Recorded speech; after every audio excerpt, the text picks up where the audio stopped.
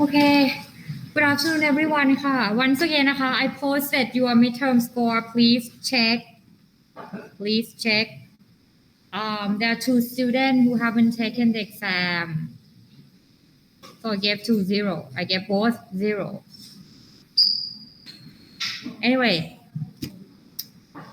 the average score. The average score for this class is around 22 to 24. That's the average.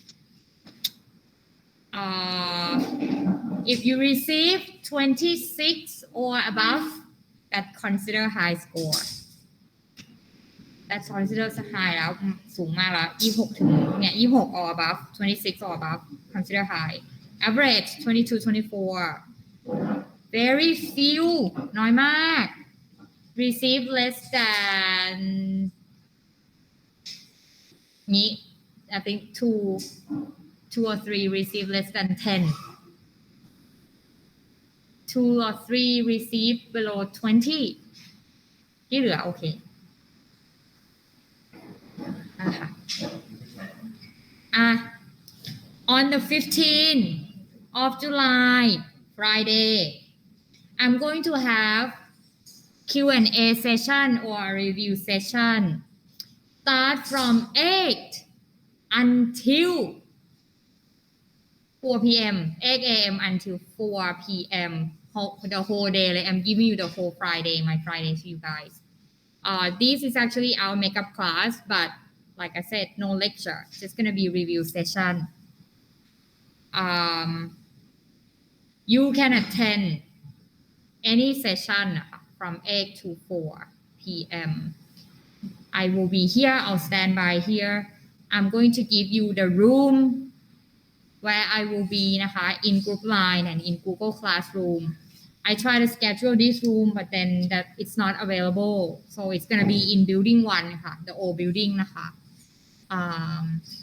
If I'm not wrong, 1315 แล้วก็ 1307 or something like that. I'll give you an information later. I will not check attendance or anything like that. Just like what we did in the midterm. A few students show up and discuss with me. From 8 to 4, I'll stand by. I will also have an online session as well. I'll have the online on, the meet on. มีอะไรเนาะ I strongly suggest you take a look at all the questions and see which one you like, which one you prefer, and have a plan, a good planning of what kind of concept you like to put in. And you can discuss with me if you like on Friday. If you think you are fine, you're okay, you can manage it. No need to come. Just that some students want to talk to me directly before they take the exam. Yeah. So I will leave this open for everyone. As far as the study guide, I'm going to add question number 6, 7 and 8 anytime soon. Let me think about it. But if you already like those that I gave already, that's fine. but I'm going to add a few more. Two more will be about migration. One will be about American and Chinese worldview.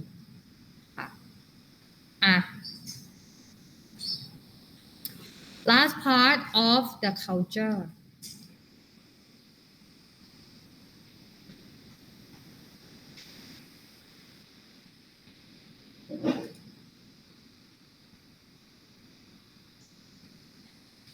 Okay, this slide, good piece of information that I like.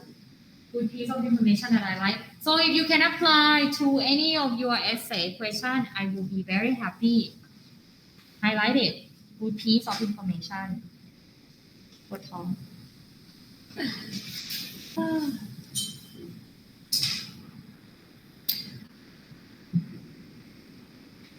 Transformations and changes of culture. The first cause of changes is the improvement of technology. The first cause of changes in the culture is the improvement of technology, or the improvement of innovation. Two types of innovation. The first one is radical innovation. This is a type of innovation that quickly change the culture or immediately change the culture once it happened. For example, the Japanese people used to think that the earthquake caused by the big fish that live underground move its body. The fish move its body, that's why the land shakes, that's why there's an earthquake. That was the Japanese used to believe. Okay.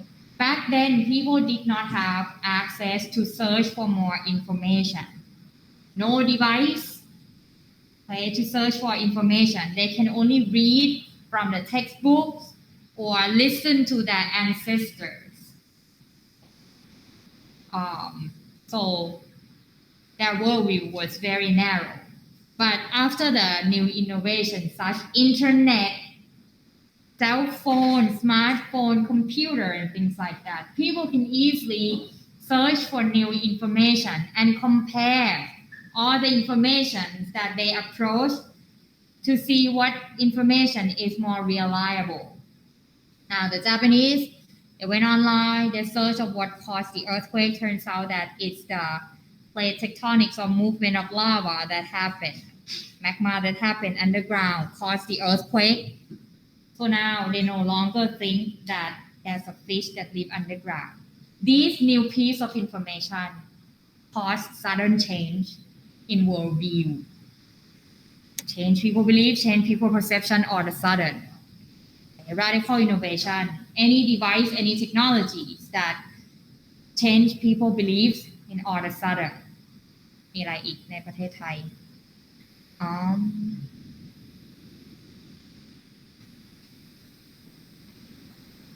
cannot think of anything, but any type of equipment that change the worldview quickly. Cumulative innovation or cumulative learning is a type of technology that slowly change the culture.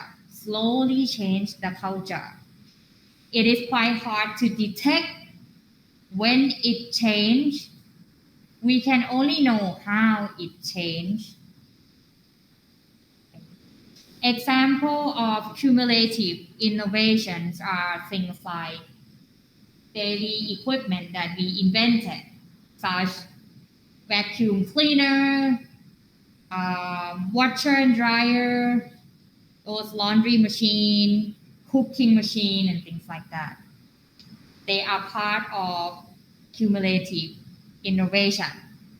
They slowly change things in the culture. Now, good example is that in many culture, people only recognize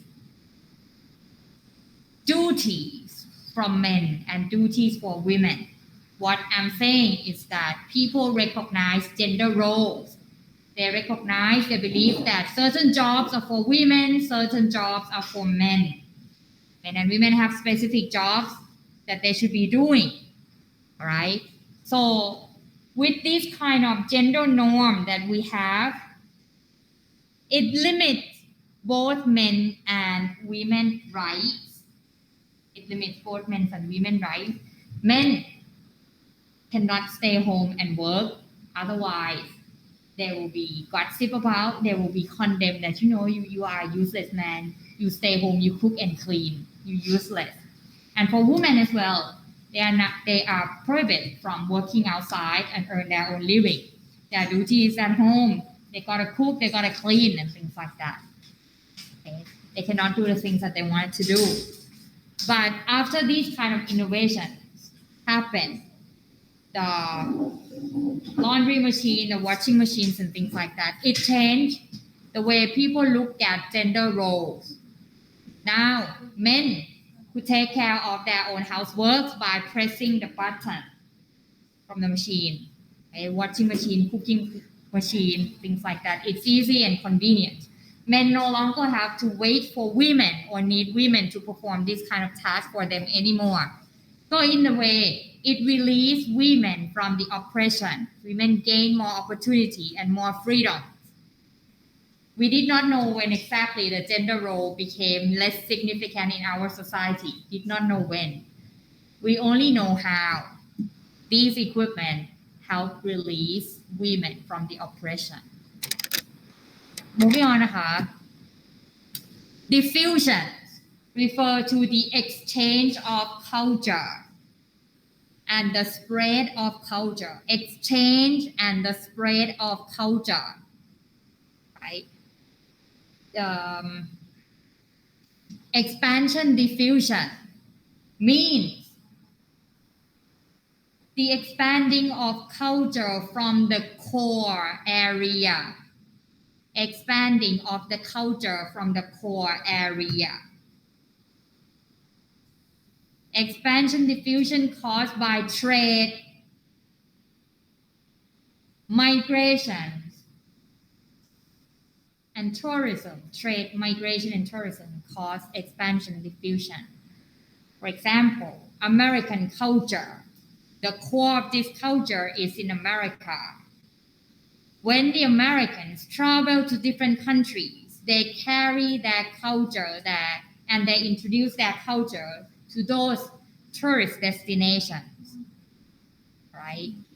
The culture expands from the core and practice somewhere else outside of the original country. Now, trade, the American produce all kinds of manufacturing products and they sell their products to all the countries around the world. When people consume those products, it means they're consuming American culture. So American culture is appearing where else apart from America. It's expanding. Migration. The Americans who migrate to different parts of the countries or different part of the world, they carry their culture to practice in different countries. So American cultures appear where else apart from in America. Relocation diffusion refer to a type of expansions when the whole culture move and appear somewhere else rather than its origin. What I'm saying is that certain countries may experience wars and conflicts, make it hard for people to live. So the whole group of people migrate to a new area. They carry their culture, their practice over along with them. So their culture is no longer appear in their own origin, but it appears somewhere else. Relocation. One cultural group move to another region and practice their culture somewhere else. The whole group move. Good example, the Syrian culture. Right now, large numbers of population in Syria are moving somewhere else. So their cultures move along with them. If we take a look at Syria itself, lesser numbers of population means very soon, if more people move away, there will be no more Syrian culture practiced in Syria. Moving on to globalization. As one question on the list, please watch the documentary film and apply the content from the documentary film in your answer.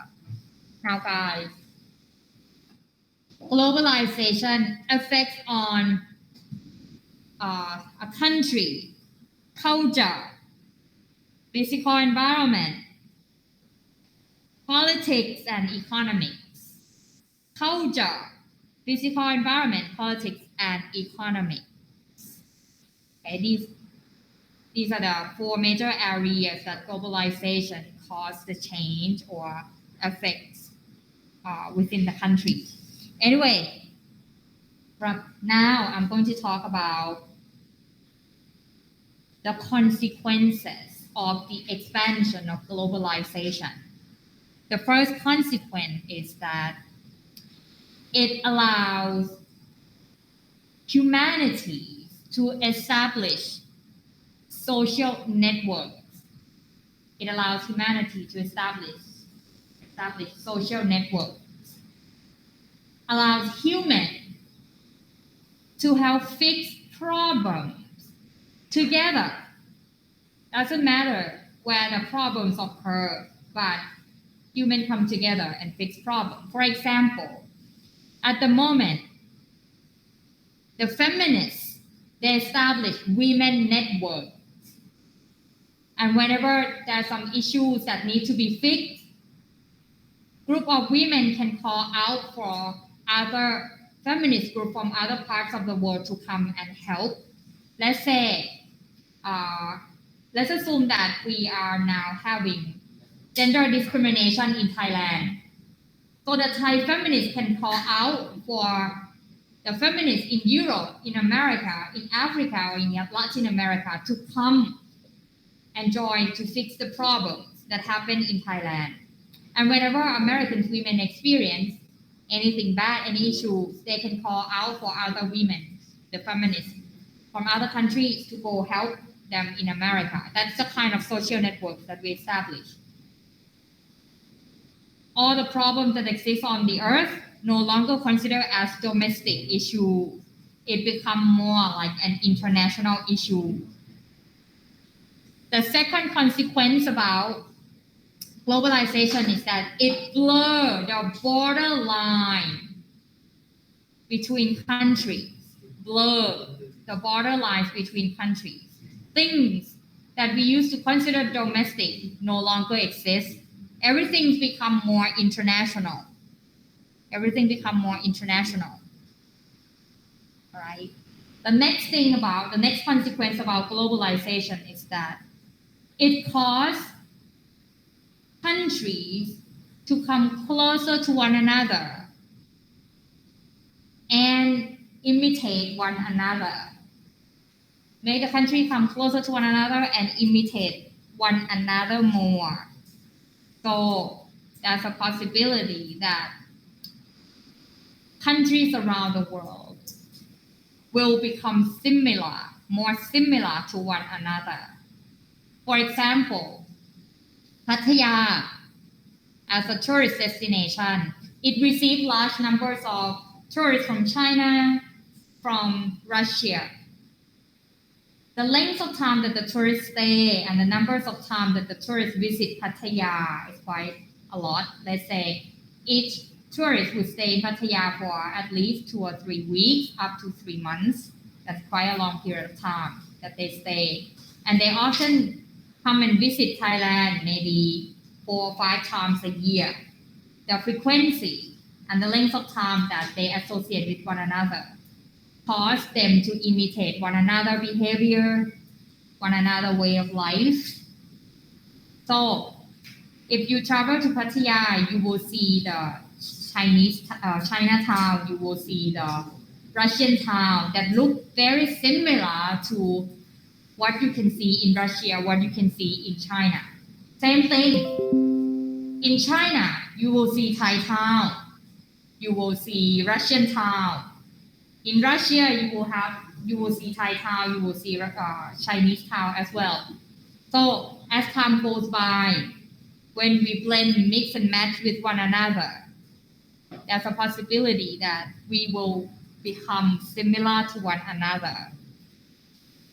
We will become similar to one another. That's it for globalization.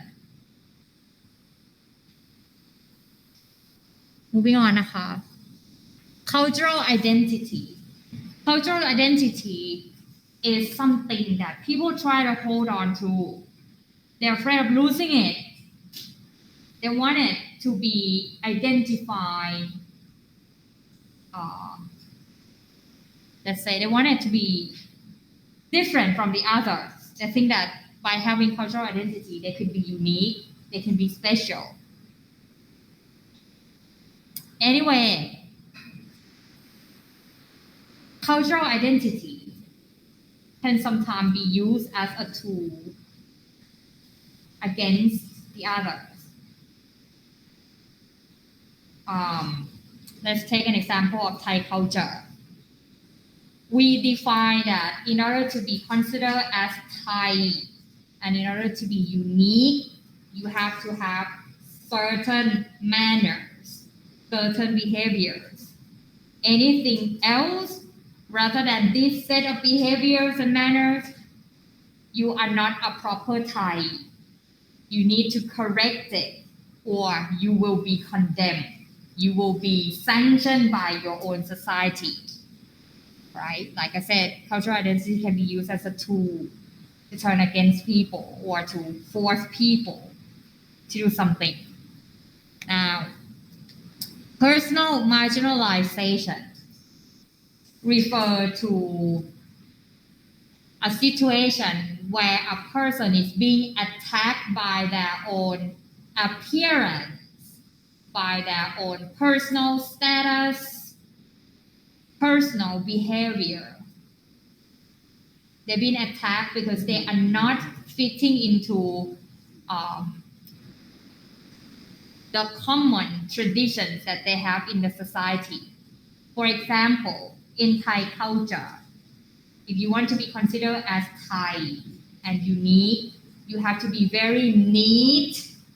You have to speak less, not expressing your opinion. But if you speak a lot, you talk a lot, you express your opinion, you are more active. You are not fitting to the traditional norm.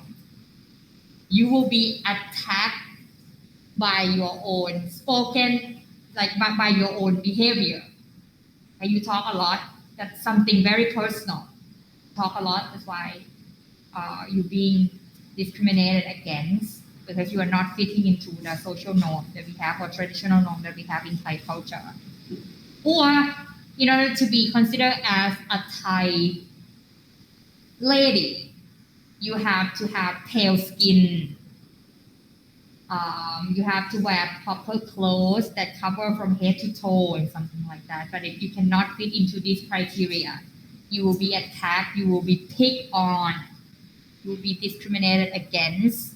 Okay. Social marginalization refer to the kind of social expectation that they have on a person. Social expectation that they have on a person. For example, in Thai society, most parents are expecting for their children to enter medical school, engineer school, law schools, and things like that. That's the expectation that the parents have on their children. And the society are expecting for their children to have good jobs, to earn good livings and things like that.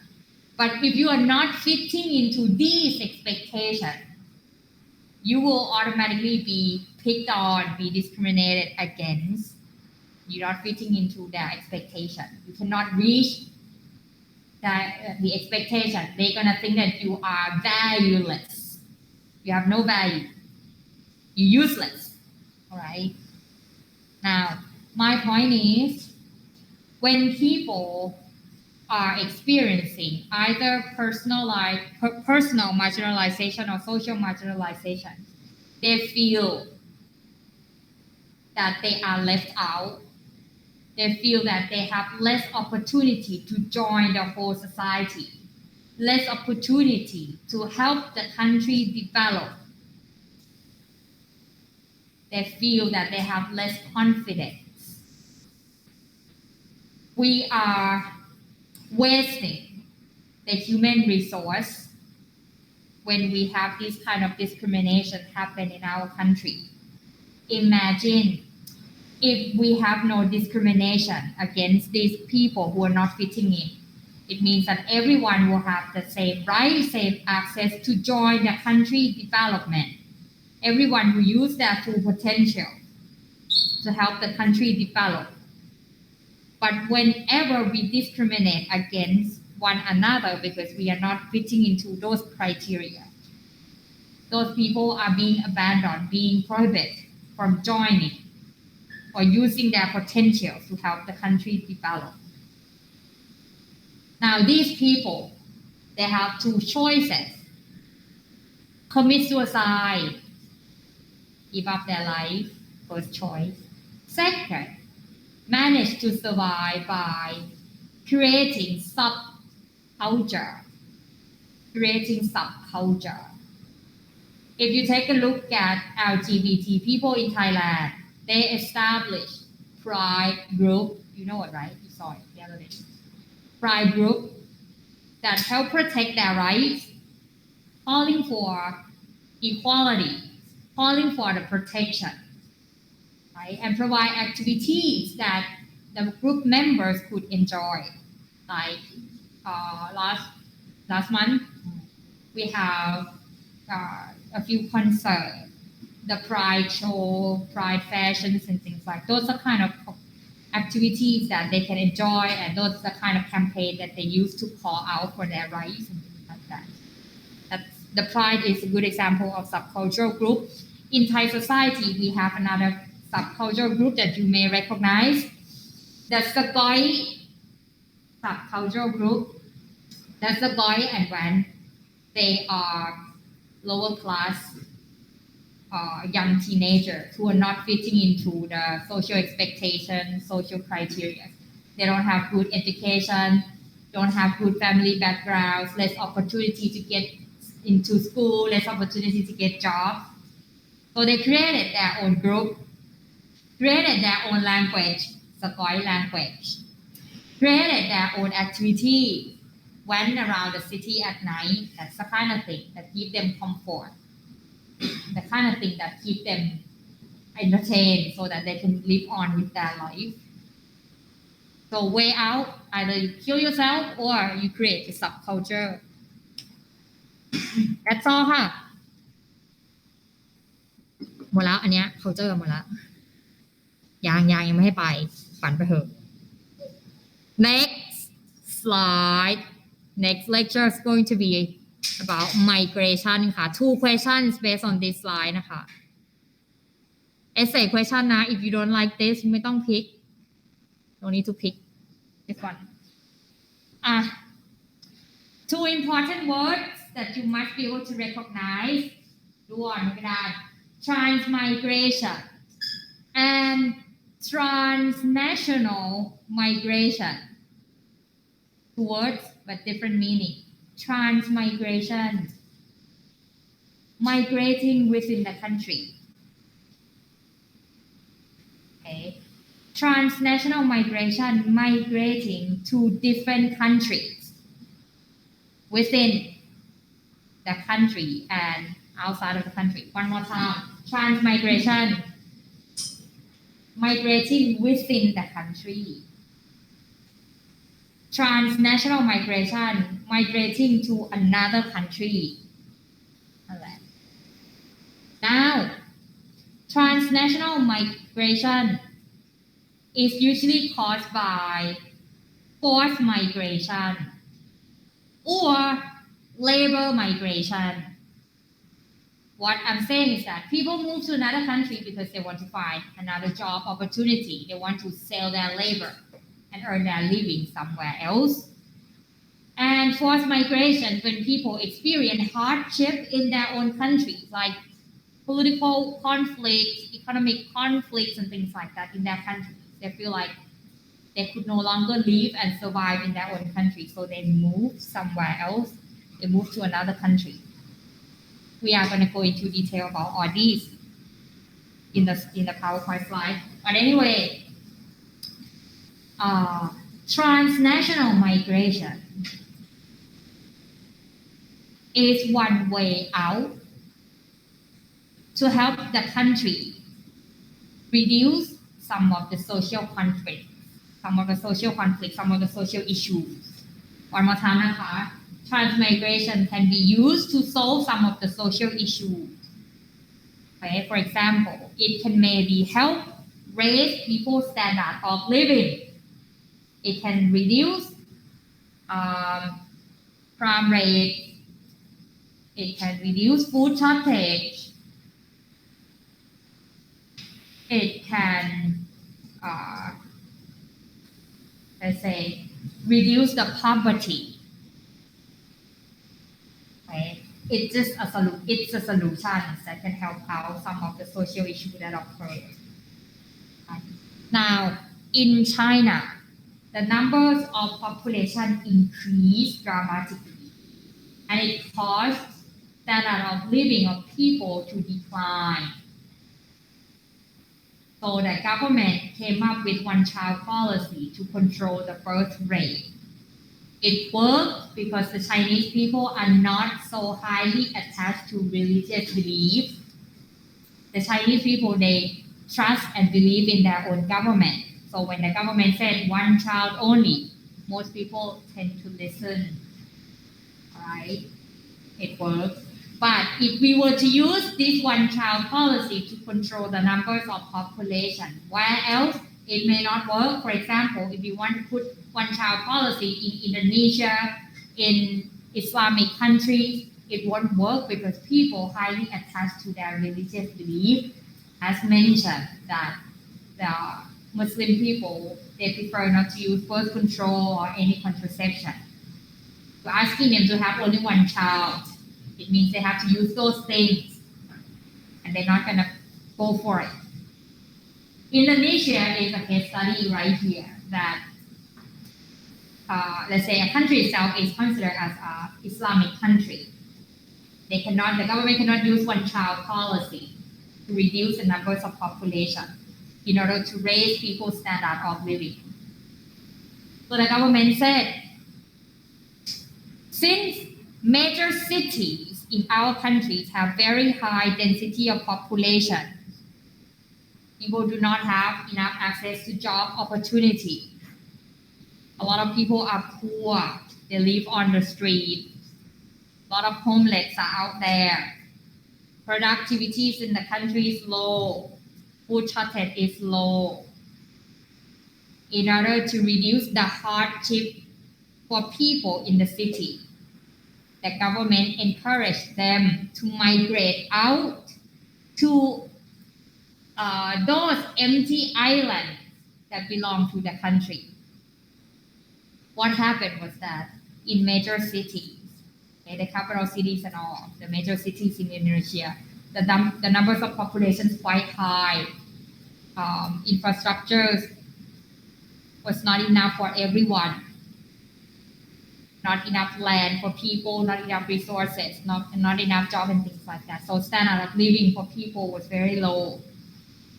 So the government thought that, well, we cannot provide any more things for people in the city. Everything's so packed. Everything's so tight in the city.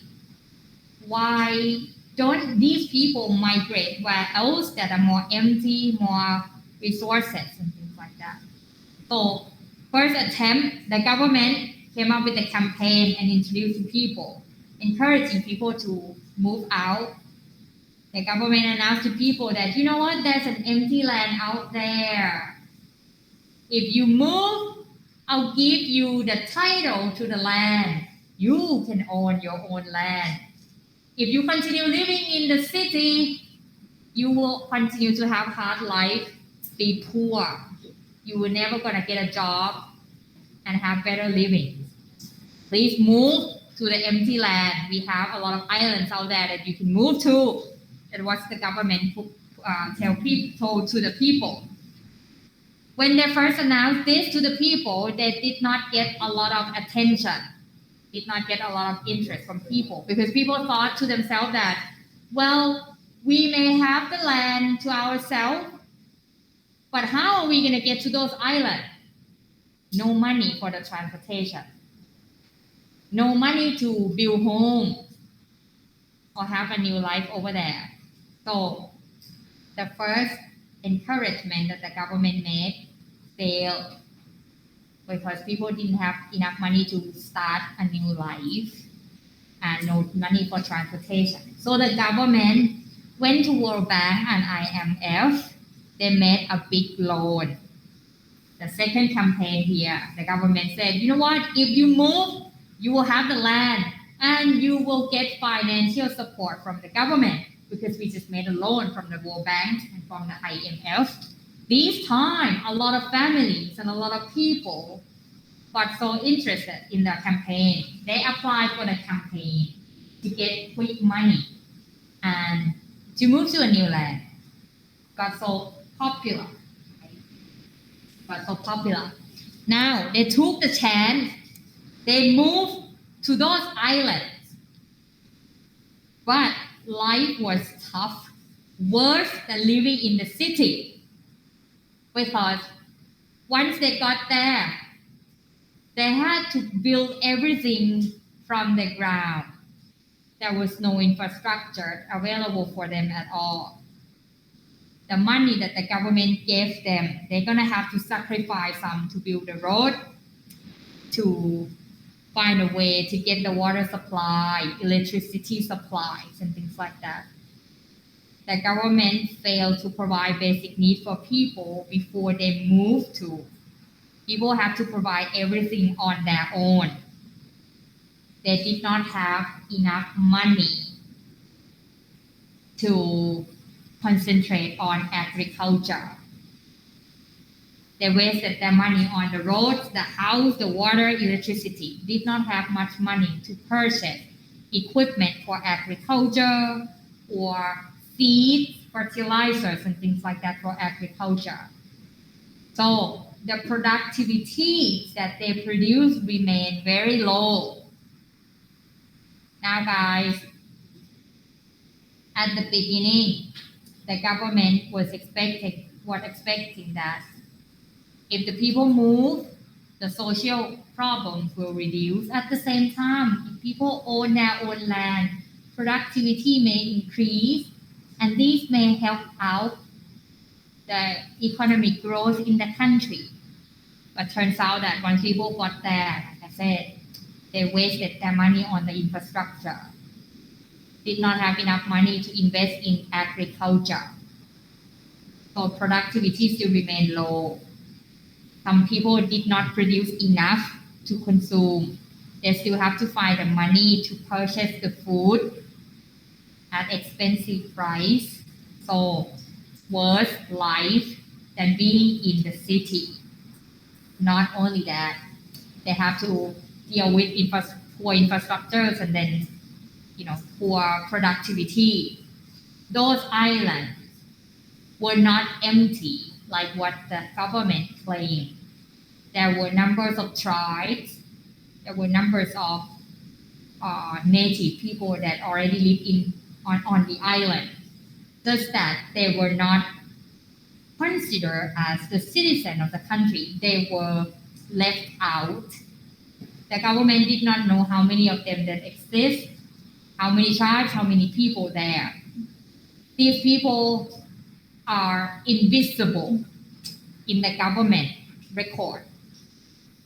Those native people, they claim that the whole island belongs to them because they've been living there for ages. They've been living there for ages. They have all kinds of cultural evidence to prove that, you know what, take a look at these statues. Our ancestor built this. This is the cave belonged to our ancestor. They've been living here. Take a look at the painting. So this whole island belongs to us, just that we do not have legal paper to prove. But practically, this island belongs to us. And these newcomers are the invaders. At the same time, the invaders, the newcomer, they turn themselves as the owner of the land because they have legal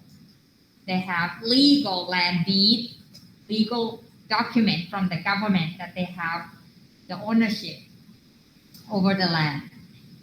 So there's a big conflict between the newcomer and the native people. The native people use all kinds of tactics and strategies to drive away these newcomers. Sometimes they burn down the whole plantation belong to the newcomers, burn the infrastructures, the facilities, and things like that belong to the newcomers. Make it unsafe, make it difficult for the newcomer to live life. So eventually, those newcomers gave up, they returned back to the city. In Indonesia, transmigration did not work well. I would like for you to think if you want transmigration in Indonesia to work well, to become successful, what kind of strategy or what kind of things you need to provide for people at the new destination and make sure that they not return.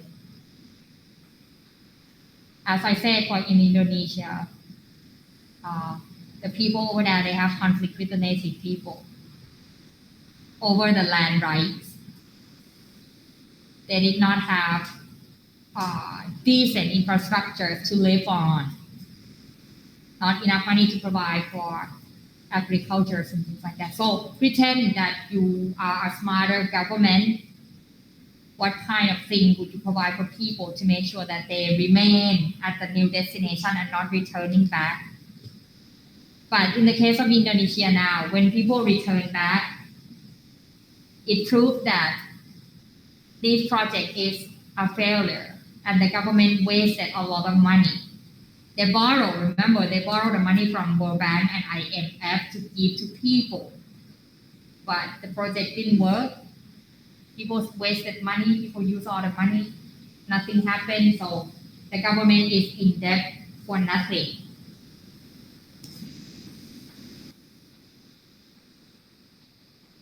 Oh, by the way, apart from land rights, there's a religious conflict as well.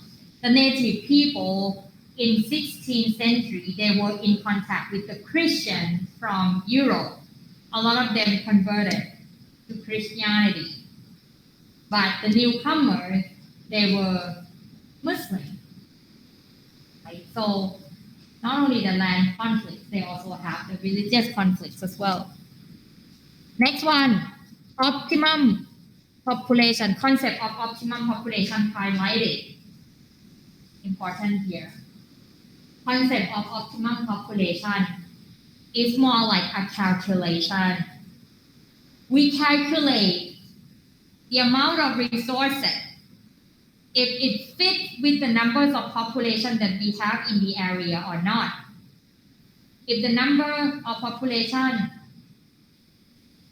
is reasonable enough and the amount of resources is reasonable enough, we want to make sure that resources is enough for everyone in the area. Okay, that's why I said the optimum concept is all about calculation to see if resources will be enough for everyone or not.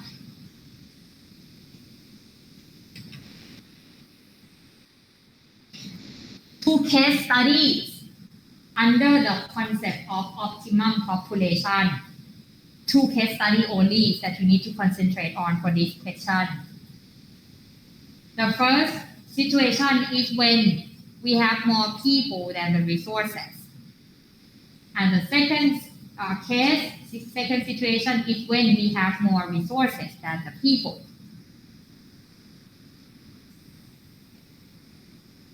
Moving on to the next slide. When we have more people than the resources, we call this situation as an overpopulation situation. When we have more people than the resources, It is called as overpopulation. Make lists of the negative things or the downturn when we have large numbers of people living in the area. I'd like to see that. Make lists. When we have large numbers of people living in the same area, competition among the people occur. People are going to be fighting over the resources. There will be less job opportunities for people, less access to infrastructures and basic needs for everyone. People have to share the little that they have in the society, make it difficult to live life. High numbers of population in the area can also cause lower standard of living. Crime rates may increase when you don't get the things that you need. When you have to fight hard, you may end up committing crimes. So the crime rates increase. Two theories that we can use to explain the overpopulation. Two theories. I also like to see this. Two theories. Malnutrition. Neo-malnutrition approach and Borsarapian approach. Take note carefully. Don't forget to highlight if you choose this question. Neo-malnutrition approach. With this theory, it explains that when we have a lot of people living in the area, there's a big possibility that we may not have enough resources for everyone, especially the food source. When we have a lot of people living in the same area, we may not have enough resources for everyone, especially the food source. Neo-malnutrition explained that the food production can never catch up with the increase in numbers of population. The food production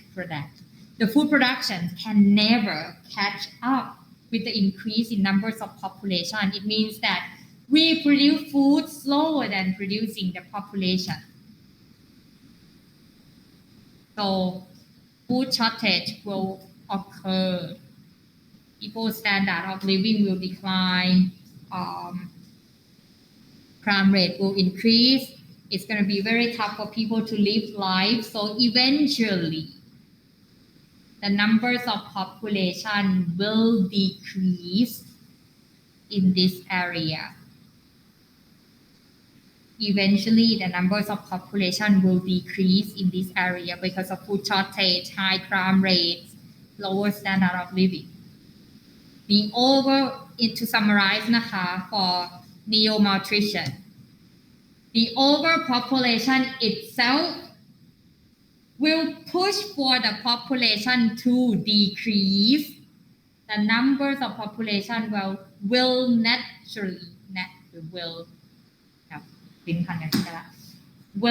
eventually decrease. Borsarapian said that when the population increase, the new number of the population will put a threat to advance the technology. The numbers of population threat for the technology to be improved and will also threat the farmers for agricultural sectors to produce more food. The numbers of population is a threat for the technology to improve and for the agricultural sector to produce more food. So we are going to be able to have more food coming out. And when we have more food, the numbers of population will increase even more. So For both Serapian, the overpopulation will cause a very severe increase in numbers of population. The two theories are having two different approaches. Neo-malnutrition said overpopulation will put an end to the overpopulation. The numbers of population will decrease eventually because we can never produce enough food to feed the people. Food production is a very slow process. Serapian said, when we have more people, the numbers of demand here, the numbers of people here will push for technology to develop, and we can use technology to solve all the social problems that we have. And the technology can help fasten the food production. We are going to have more food. More food means people are going to feel very comfortable about their life. The numbers of population will increase even more. Now the differences between the two. Neo-malnutrition reject that technology exists, reject that technology can help solve the food production. They only think that the food is produced by hands, by human hands. Did not believe that the machines or technology can help produce food and fasten the food production. Serapian highly emphasized on the significance of technology, that it can help fix the problems, social problems, the food problems. People are going to feel comfortable and the numbers of population will increase even more. Moving on to the next situation, when we have less people than the resources. Less people than the resources. When this kind of thing happens, the whole area is very attractive to two groups of people. The first group of people is investors, the foreign investors. And second group of the people, foreign workers. Take an example of Laos. Laos have very small numbers of population, roughly around 3 million people, but they have plenty of resources. Petroleum, iron ore, diamond, tungsten and all. They have all kinds of minerals buried underground. But very few people use these resources. So the exploiter from other countries, those foreign investors would come and privatize all these assets. They will come and exploit all these resources. And then the foreign workers will also migrate into this kind of area, this kind of country, to get job opportunities. The problem is when foreigners move into the area, they cause the culture to change. That's the first thing. They cause the culture to change. They cause the exploitation of the resources. They damage the physical environment. Right? They may even cause the political conflicts within the country. So the countries have to choose if they want their resources to be privatized. If they wanted to gain taxes from these foreigners, or if they want to protect all these resources for their own people. It's the government choice, it's the country choice to choose. But for sure, whenever we have less people than the resources, this area will be very attractive to the exploiters from somewhere else. Now, guys, I would like to concentrate on the first two theories and then the last one. Forget about Julian, cross it out, and Paul, cross it out. Too much. Okay. To emphasize malnutrition once again, this theory denies the existing of technology, already mentioned it. It explained that the numbers of population will eventually reduce. We can never produce enough food for people. For Serapian, Numbers of population will increase even more. The technology can help answers to all things. But post-European theory can only be used to explain a country where people have no freedom of movement. It can only be used to explain a country or an area that people have no freedom of movement. The thing is, if people are free to move anywhere, it means that when they feel that they don't have enough access to food, they do not have enough access to basic needs, basic infrastructure, they don't have to bear with this condition. They can move to another country, they can move to another region that allow them to have better life. If more people move away, then the numbers of population will reduce in the area. When the numbers of population reduce in the area, it means everyone who still remain will have access to resources. They will be more comfortable. So if they are comfortable, if they have access to resources, then there's no need for them to push for technology to develop. So in a way, technology may not develop. And there's no need to push hard for the agricultural sector to produce more food. The productivities may not be so high.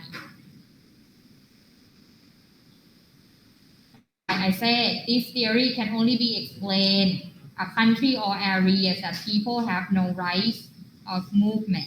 If you take a look at North Korea, if you want to use this to explain situation in North Korea, you can, because people have no rights to movement.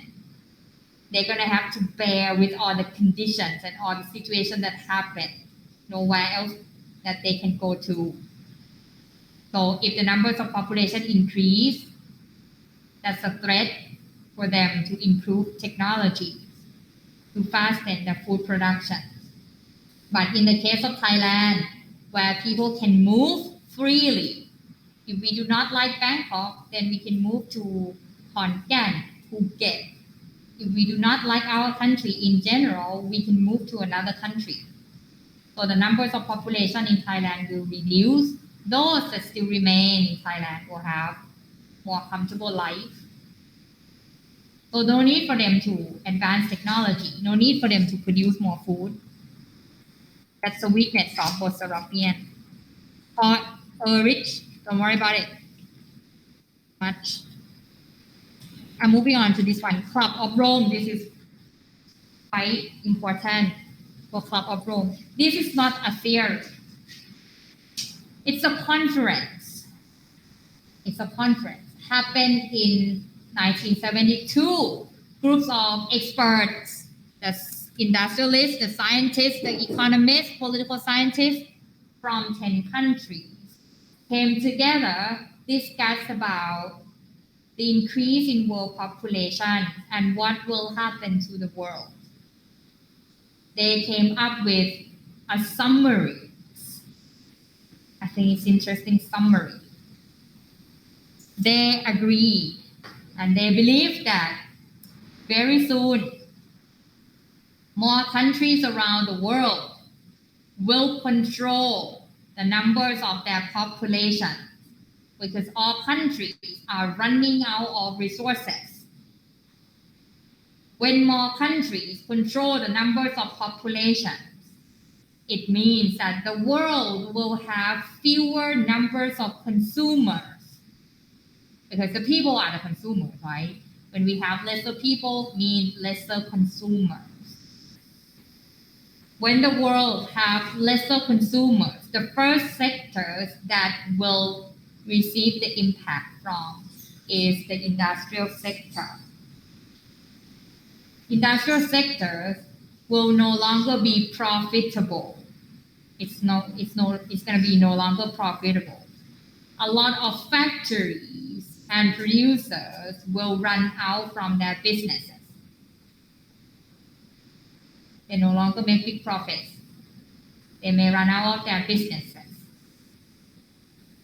The point is, when a lot of them run out of their businesses, close down their businesses, the consumer like us will have lesser alternative products to choose from. We will have lesser choices of products to choose from. And the price of those products on the shelf may be increased. We may have to pay for an expensive price of the products. Right? Now, in terms of technologies and innovation, when the products that industrial sectors produce, when the industrial sectors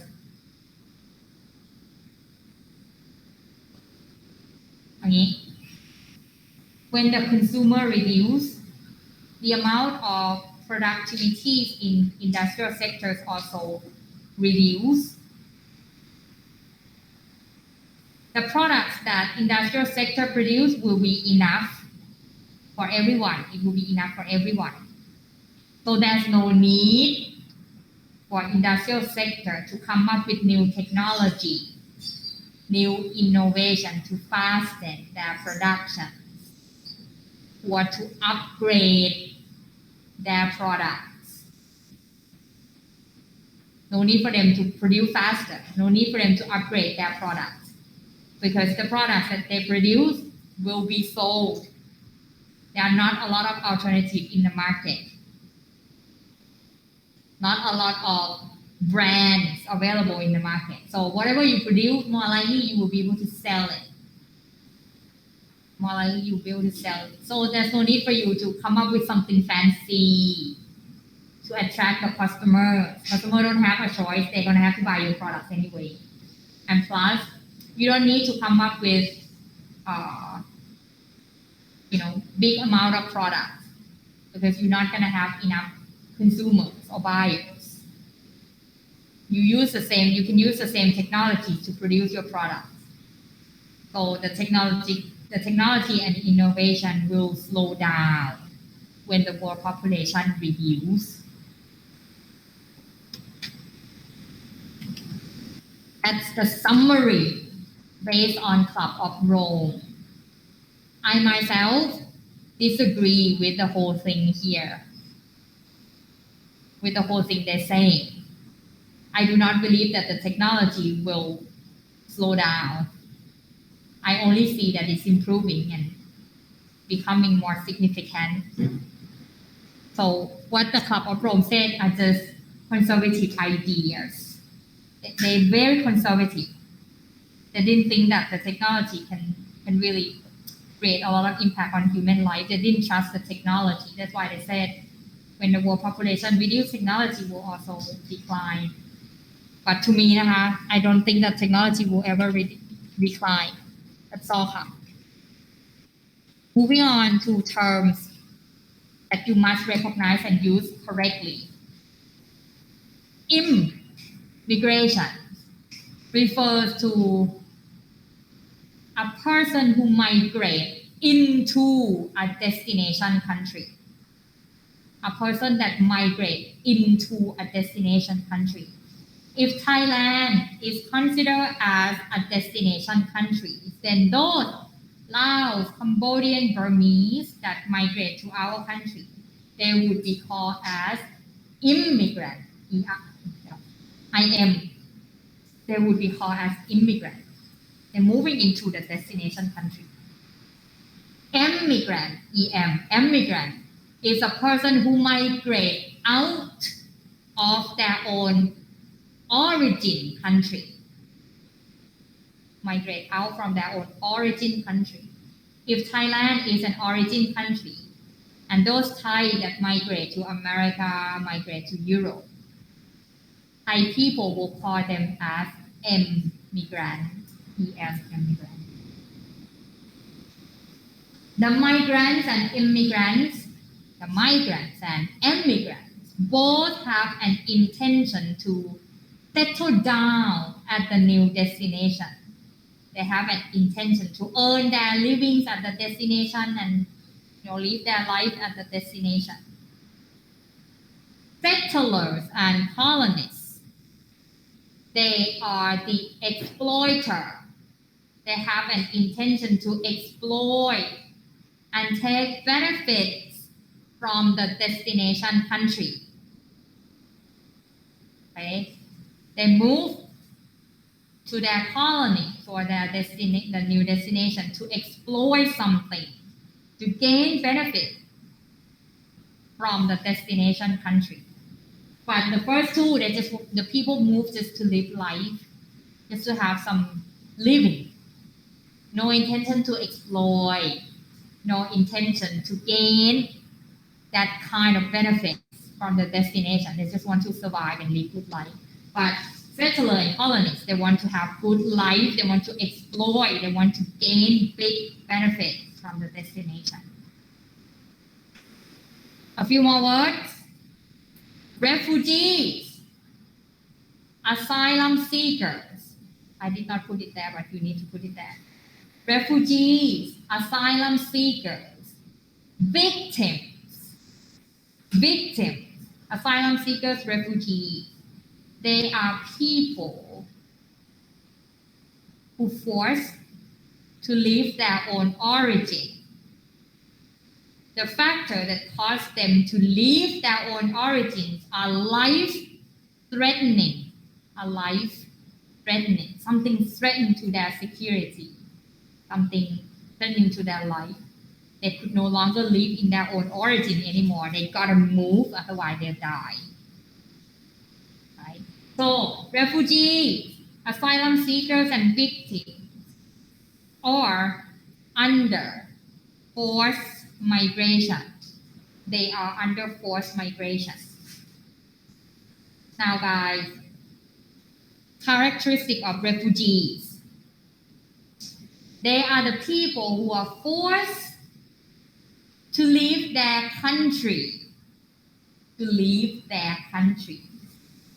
But they will stay at the destination country temporarily. They will stay at the destination country temporarily. All right.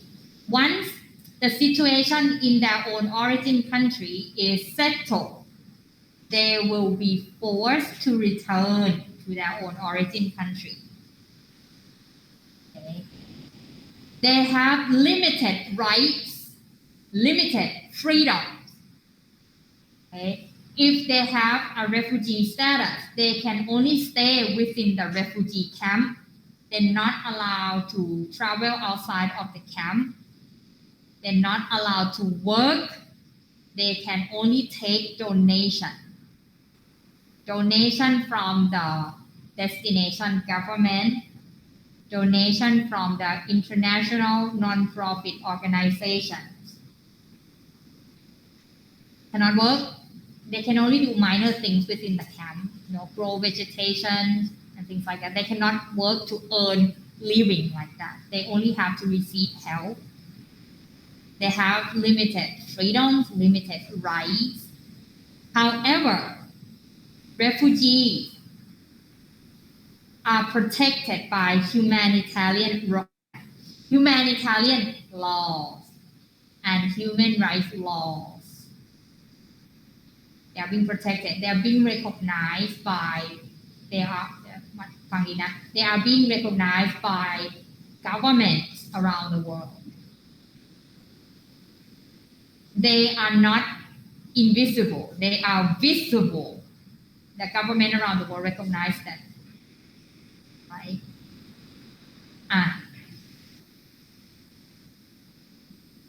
Most of the refugees experience things like terrorism in their country, religious conflict in their country. What else? Political conflicts within their own country. These are the things that threaten to their life that they have to move, otherwise they die. Asylum seekers. Moving on to asylum seekers. Think of Thaksin. Asylum seekers refer to the people who are forced to migrate, or people who feel that their life is in danger. They are forced to migrate, or just a feeling. You feel like your life is in danger. You feel like you are not comfortable living in this country. You feel like someone spy on you. You feel like you cannot participate in your religious belief, your feelings. And you can become asylum seeker. Two types of asylum seekers. The first type of asylum seeker is when you become a refugee first. You become a refugee first, and then you migrate to a destination country. Once you reach a destination country, you apply through the government to become asylum seeker. It means you move out of your country by having refugee status. And once you get to the destination, you apply, you request the government at the destination that you want to change your status. You want to become asylum seeker. That's the first type. The second type, you apply to be asylum seeker before you even move out from your own country. You apply through the embassy, the foreign embassy in your country. Like, for example, if you feel like you are not having political rights in Thailand, you may apply to American government asking to get help from the government by becoming asylum seeker. So you pass the refugee step, you become asylum seeker right away. But some people, they become refugee first and then they apply for asylum seeker. With the asylum seeker, they have more rights, more freedoms than the refugee. Asylum seekers can travel within the destination country freely, such that they're not allowed to travel outside of the destination country. If they travel outside of the destination country, their status will be taken away. They will automatically become illegal immigrants to the destination. So if you have asylum seekers living in America, you can travel freely from state to state. Okay? But you cannot travel outside of America. If you do that, you become illegal immigrant right away. You can also work at the destination country. You can work, you can earn your living at the destination country. More freedom, right? And after a few years, if you prove that you are a qualified person, you can take the exam, oral exam, and written exam to become a citizen of that country. You can take an exam and become a citizen of that country. So basically, if you prove yourself that you're worthy enough to that country, you can contribute to that country. There's a big possibility that you can change your citizenship, become a citizen of that country. And after you gain the citizenship, you will be exactly like the rest of the people in that country. Equal access to all things, equal rights as a citizen. Now, a person will be classified as a refugee or asylum seeker. Depends on the government at the destination country. What I'm saying is that the destination country alone can define a type of a person you are. They will look at your qualification.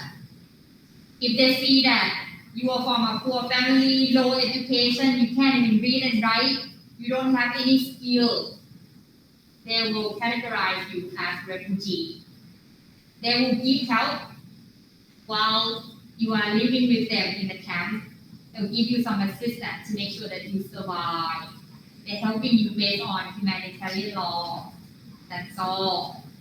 And they will push you to go home after everything is settled in your country. But when they look at your qualification, again, you are a doctor, you are a good surgeon. Let's say you are a good surgeon, you have done a lot of donation to your country, you are a good person, you have no criminal record. when once they see your qualification, they see that this person have potential. This person can be a good citizen. So they may categorize you as asylum seekers instead of refugee. So you can become a refugee or asylum seeker. Depends on the government of the destination. If you worthy enough, they may take you as asylum seekers. Now, the word victim. Some countries, people are experiencing hardship in life. They experience political conflicts, war, natural disasters, religious conflicts. If they cannot move to another country, if they cannot migrate to another country, they will only be categorized as victims, even though they experience the same thing as the refugee. But if they cannot move out from their own country, they will be categorized as the victim. But whenever they step outside of their country and seek for help from other countries, they'll be considered as refugees. Their rights will be protected by humanitarian law and the human rights law. But the victims are the people who experience hardships and fail to migrate out. They will be recognized as victims.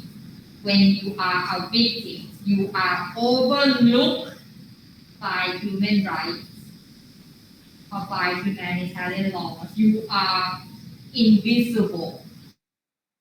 Most of the time, you're not getting help from any organization. You do not have your rights protected. You are on your own.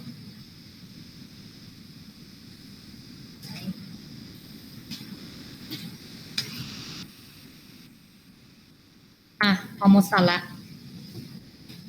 Two terms, human migration and human movement. Human migration refers to a type of movement that people have an intention to settle down and earn a living at a new destination. Intention to settle down, have a new life, and be able to earn living at the new destination. So these people are part of human migration. Human movement. People move temporarily to the destination country and have an intention to return home whenever they accomplish their goal. For example, Thai tourists travel to Switzerland. They stay there, visiting places, attractions, participate in those activities and things like that. After they accomplish their goals, they return home. They are part of human movement, not migration. I also have lists of people down here. The nomad people. The people that move around from place to place, they have no intention to stay at one place for a long time. They always want to move, so they are just part of human movement. Tourists already mentioned it. Pilgrimage, the people who travel to seek for truth, people who travel to spread out their religious belief, eventually they will return home. They only move around temporarily to accomplish their task. Commute, the people who spend most of their time traveling, like the truck drivers, spend most of their time, their life on the road, delivering things. They are not part of migration, they're part of human movement. So human movement or human migration, look at the intention. If you have intention to always return home, you are just part of movement. But if you have intention to settle down, live life, earn living, you are part of human migration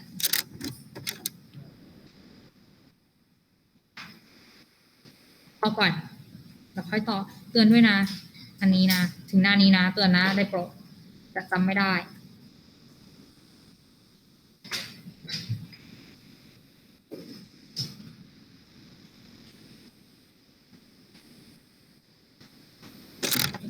ฟรี relief ค่ะ อย่าลืมนะคะ มีเมคอัพ